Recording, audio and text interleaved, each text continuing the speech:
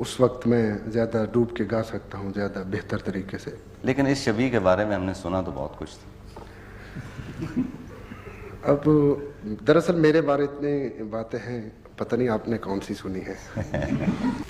और मेरे पास मदाहों के खतूत भी आते हैं। जी, मदाहों के खतूत भी आते हैं।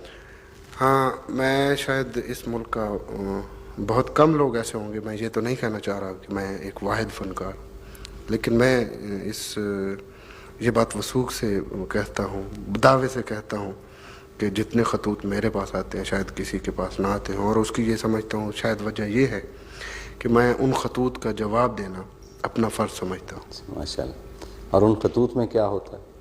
उन खतूत में मोहब्बतें होती हैं, तनकीदें होती हैं, कुछ झगड़े भी होते हैं, कुछ मेरे सुनने वालों का गुस्सा भी होता है, कुछ फरमाइशें भी होती हैं। कोई लट होती है बालों की, सुनहरी बालों की, कोई लिपस्टिक का, कोई ऐसा भी कभी कभार होता है। और कुछ ऐसी भी होती हैं ख़वातीन जो अपने खून से लिख के वो कहती हैं कि हम अपनी उंगली काट के ऐसे ऐसे। अच्छा, और ये तहरीर जब भाभी देखती हैं तो फिर क्या होता है? नहीं, इसलिए मैंने अलग दफ्तर बनाया हुआ है इस काम के लिए।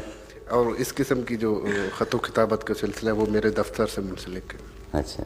हाँ, वो शुरू में उसने तंग नज़री दिखाई मेरी बीवी ने, लेकिन अब मेरा ख्याल है वो नहीं, मेरा ख्याल है भाभी ने तंग नजरी नहीं दिखाई, क्योंकि आपका रिकॉर्ड पहले से ही माशाल्लाह बहुत ख़राब है। चौथी बेगम है वो आपकी, तो अब वो रिस्क नहीं लेना मेरा ख्याल। बस यूँ कह लीजिए। लेकिन अब माशाल्लाह वो मुतमईन है, शायद इसलिए कि आप देख रहे हैं कि मैंने जो वक्त इस बीवी के साथ सबसे ज़्यादा वक्त गुजारा है, वो इससे पहले जो मैंने 3 शादियाँ की उनके साथ मैं किसी के साथ भी इतना वक्त नहीं गुजार सका। पसंद के लोग मिले तो ज़ाहिर खुशी होती, लेकिन कभी कभार नापसंद के लोग जो होते हैं उनसे भी मिलना पड़ता, तो कैसा महसूस करते हैं? ऐसा होता है जी, अब जहाँ भी जाते हैं लोग मोहब्बतें देते हैं, लेकिन कभी कभार ऐसा भी होता है। मुझे आपकी इस बात से एक वाक़या याद आ रहा है। हुआ यूँ कि मैं फैसलाबाद से पिंडी के लिए सफ़र कर रहा था, तो बाई रोड आ रहा था, तो शेखुपुरा से आगे रात के 2 बजे का वक्त था। बड़ी रात गया मैं वहाँ से चला फैसलाबाद से। तो शेखुपुरा से आगे मैंने देखा, उस वक्त मैं और मेरी बीवी अकेले उस वक्त सफ़र कर रहे थे कि एक गाड़ी ख़राब खड़ी है सड़क पे। गाड़ी के साथ ही कुछ आदमी खड़े हैं, उन्होंने मुझे हाथ दिया। मेरी बीवी चीखी चिल्लाई कि मत रोको इस वक्त, लेकिन मैंने रोक ली। मैंने पूछा जी हाँ फरमाइए क्या प्रॉब्लम है? उन्होंने कहा यार आपके पास टूल बक्स होगा, हमारी गाड़ी के कोई हैंड ब्रेक जाम हो गई है, इस किस्म का कुछ मसला है। तो मैंने कहा भाई मेरे पास तो सिवाय वो व्हील खोलने वाले और जैक के इसके सिवा कुछ नहीं। तो उन्होंने कहा जी देखें, आप अगर नाराज़ ना हो, महसूस ना करें, आप ये इनायत करें कि हमारे 2 आदमियों को आप पिंडी जा रहे हैं, जेहलम उतार दीजिए। मैंने कहा ठीक है आप बिठा दें, पिछली सीट खाली थी। जब वो आदमियों को लेके आया तो दोनों पुलिस अफसर थे, वो बैठ के, रात का वक्त था, रात के 2 बजे 2:30 बजे का वक्त था। न मैंने उनसे कुछ उनके चेहरे देखना वो किया, ज़रूरी समझा ना, शायद उन्होंने मेरी तरफ देखा। हम सफ़र करते रहे। सुबह को 4 बजे के लगभग हम जब जेहलम के करीब पहुँचे, तो उससे पहले एक जो ख़ास वाक़या हुआ जिसकी वजह से ये मैं सुनाना चाह रहा था कि कहीं से मोहब्बतें मिलती हैं, कहीं से नफ़रतें भी मिलती हैं। तो मेरी बीवी ने कोई उनके बैठने के 10-15 मिनट बाद कैसेट पुश किया।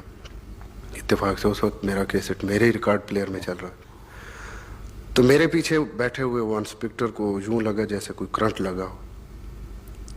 उसने कहा यार खुदा के लिए इस आदमी की आवाज़ को बंद करो।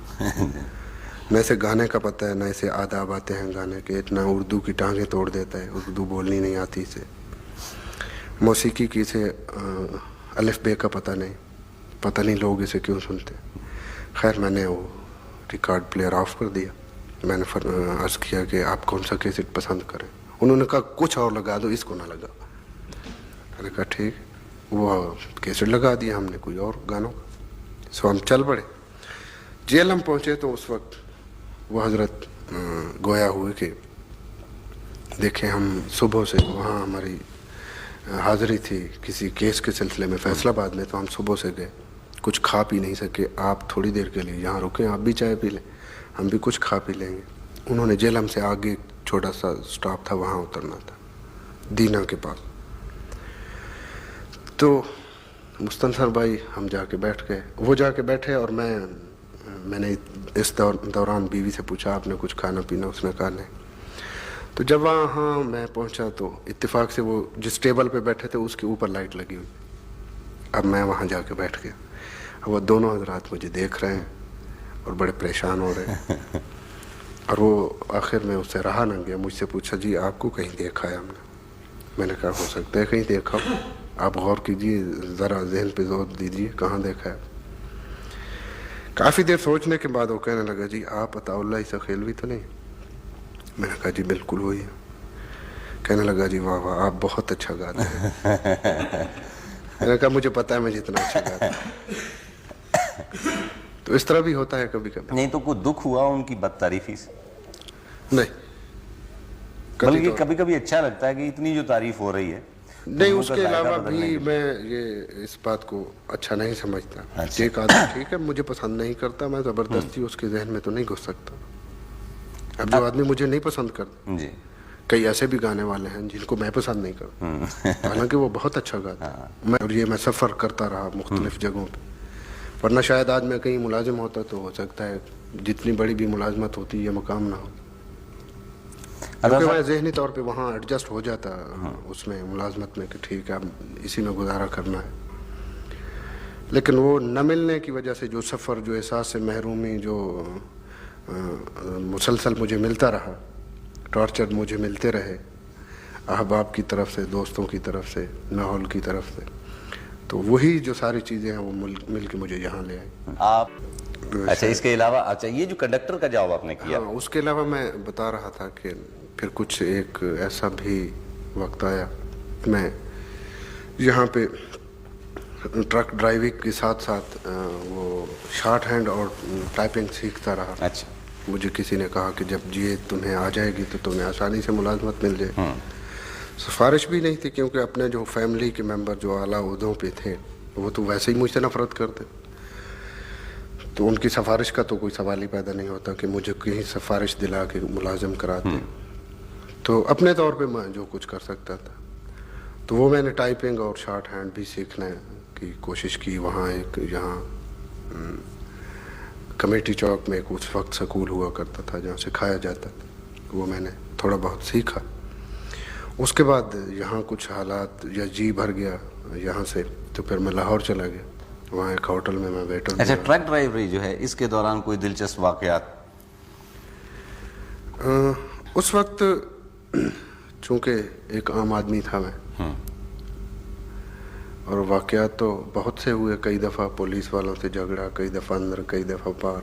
पुलिस वाले अगर चालान करना चाहते थे तो आपको चाहिए था कि मेरा नाम ले देते कि मेरा नाम ये है, फिर चालान नहीं होता? नहीं, उस वक्त तो ये सवाल ही पैदा नहीं। उस वक्त तो अगर थले आए उस वक्त नाम की कोई बात नहीं। अच्छा था, आप ये फरमाएं कि ये जो बेशुमार ट्रकों वाले और बसों वाले आपके कैस्टें चलाते हैं, तो ये क्या उसी हवाले से कि ये हमारा भाई हुआ करता था?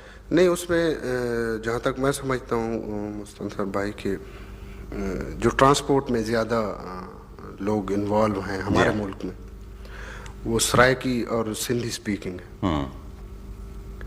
हमारे इलाके के कोई बहुत सारे लोग हैं जो ट्रांसपोर्ट में इन्वॉल्व हैं। अच्छा, और इस वजह से भी मैं समझता हूँ कि ट्रकों में ज़्यादा कैसेट चला मेरा। मतलब ये अपने भाइयों को आप मुफ्त तो नहीं देते? नहीं, उस वक्त मैं इस पोजीशन में था ही नहीं कि किसी को मुफ्त प्रोवाइड करता। ये तो सारी मेरे जो वो लोग जो मुझसे जेलस होते हैं वो ऐसी बातें करते हैं, वरना इस पोजीशन में मुझे तो अपनी रोटी की फिक्र हुआ होती। अच्छा, अब तो उस वक्त एक 25-30 रुपए का कैसेट मिलता था, ये मैं 78 की बात कर रहा हूँ, 78 में। अच्छा, उसके बाद आप लाहौर चले गए? हाँ जी, मैं लाहौर आया, फिर वहाँ होटल में एक लिबर्टी मार्केट में एक छोटा सा अंडरग्राउंड होटल था। वहाँ मैं एज ए वेटर वहाँ काम किया मैंने। अच्छा, वहाँ को 1.5 साल मैंने काम क्या किया, तनख्वाह क्या लेकिन वो मालिक जो था वो तनख्वाह नहीं देता था। अच्छा, रात को फुटपाथ पे सोना पड़ता था, खाना पीना मुफ्त? घर भी नहीं था, कोई ख़ानदान वाला घर आने ही नहीं देता था। मेरी खासी फैमिली वहाँ आबाद है। अब वो कहते हैं कि ये हमारा कज़न है। हाँ, उस वक्त नहीं आने देते। अब रिश्तेदार ज़्यादा हो गए होंगे पहले से? हाँ, अब तो माशाल्लाह बहुत रिश्ते, दोस्त भी? हाँ जी। अच्छा, वो जब आप वेटर थे तो कोई टिप वगैरह भी लोग देते थे? वही टिप पे गुजारा करता था ना। मैं अर्ज किया कि वो अच्छा। मालिक जो था तनख्वाह नहीं देता। तो 1.5 उनको- साल वो इसी पे खाता रहा कि बस अभी देता हूँ, तो अभी क्या देता चीजें क्या बेचते क्या थे वो? हूँ। उस होटल में वो रेस्टोरेंट कह लीजिए, स्नैक्स वगैरह, चाय वगैरह, कोल्ड ड्रिंक्स थे उस वक्त। अच्छा, हाँ, वो हम सर्व करते थे। ग्राहकों को गाना तो नहीं सुनाया करते थे आप? वहाँ शाम वो जो वहाँ उस होटल में मुलाजमत करने की जो ख़ास वजह ये थी कि वहाँ शाम को एक 7 और 8 बजे के दरमियान हाँ। एक वहाँ म्यूज़िक का प्रोग्राम हुआ करता था। अच्छा लोगों को, जो कस्टमर थे, उनको एंजॉय करने के लिए। अच्छा। तो मैं उससे कि चले कुछ नहीं मिलता तो हो सकता है यहाँ रह के मैं कुछ सीख ही सकूँ।